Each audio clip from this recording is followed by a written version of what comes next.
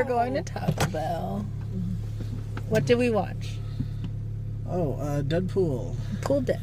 Deadpool. Okay, so let me just say, I had like no idea at all like what this was about. I just thought, hey, it's Star Trek sticker on the car.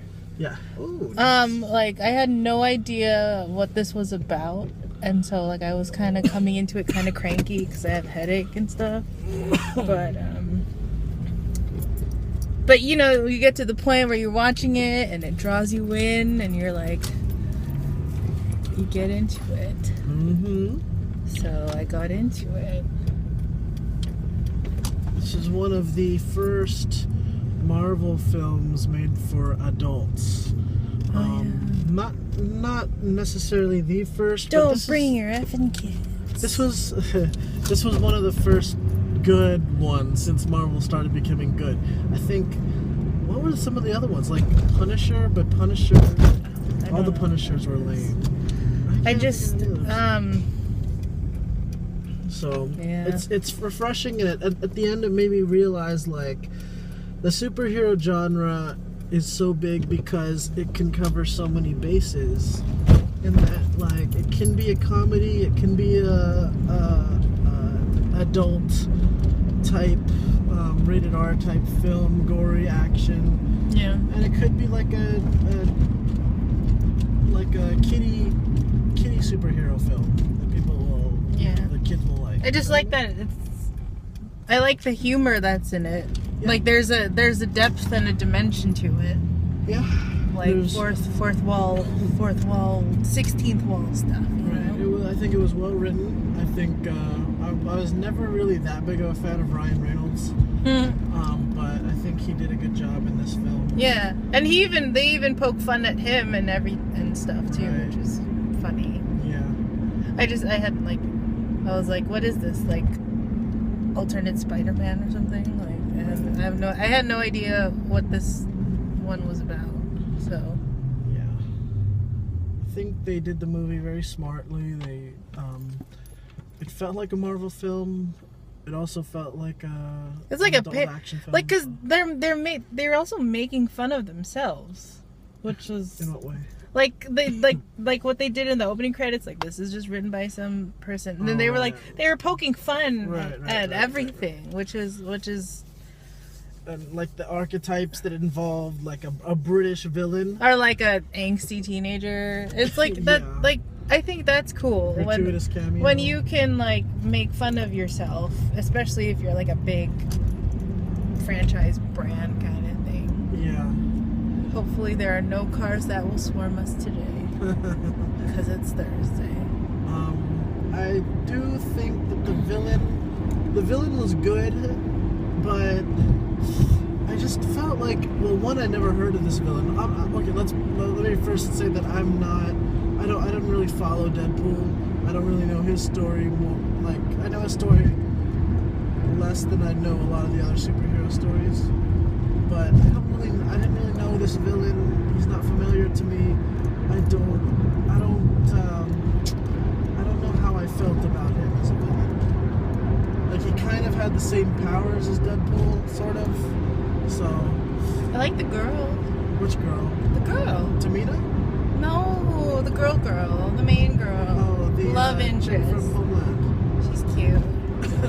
But then if he can't die, then like she's gonna die, and then he's gonna have to not die, right? I don't even know if he's like Wolverine, and that like can he just not be killed, or does he actually not age? Yeah, like, does he age, or like, I guess, even like the villain, like he could die. Like, there like some inconsistencies in the like mutation powers. Well, I'm sure there's some way to explain that if you just go on a quick wiki search. Anything that you disliked about the film?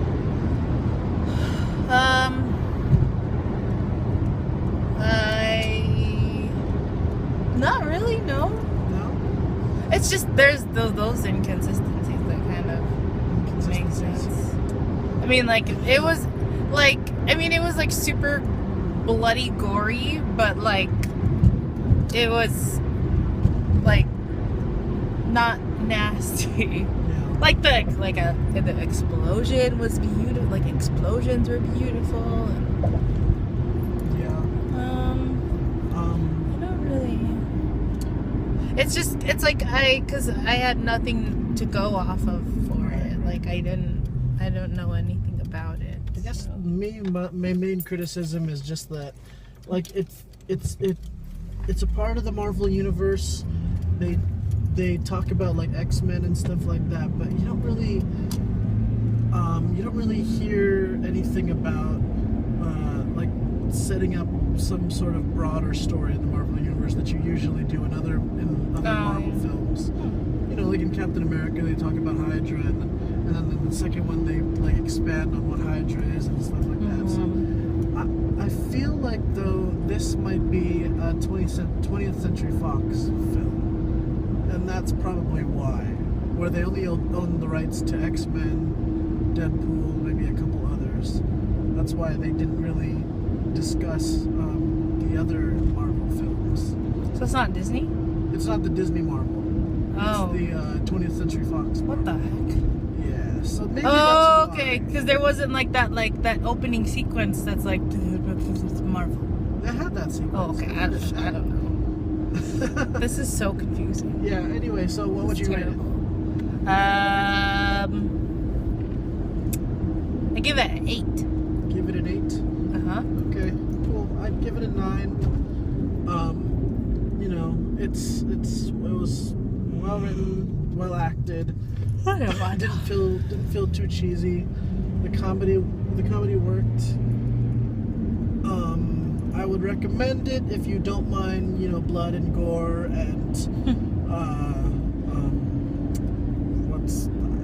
There's a point where language. There's a point where he's like, I know what you're thinking. Like, my boyfriend dragged me to this movie, and it's supposed to be about superheroes, but it's not. And I'm like, oh my god, that's me. They hit home. They hit my heart. Yeah. So we're gonna get that. All right. We're So gonna would you get recommend it? Bakutel now. Yeah. What's your favorite superhero movie of all time? I don't know. Well, what's the one that popped in your head? I don't know. Superhero films. Avengers? No. Ant-Man? No, I didn't watch that one. Guardians of the Galaxy? Yeah, I like that one. I guess. Winter I don't know. Soldier? I'm not like a big follower of Yeah, things. we know. Such a girl. Yeah, I'm just kidding. that's what I am. That's what I happen to be. It's all right. You were the only girl there, so you get props. Okay. No, it's not the only girl. No, I mean as far as out of the group that went. Okay. Anyway. Well, congratulations. Congratulations. All right. We're All right. gonna Peace get out, Taco y'all. Bell. Stay in school. Stop, Mike. Yeah. All right. Okay, bye.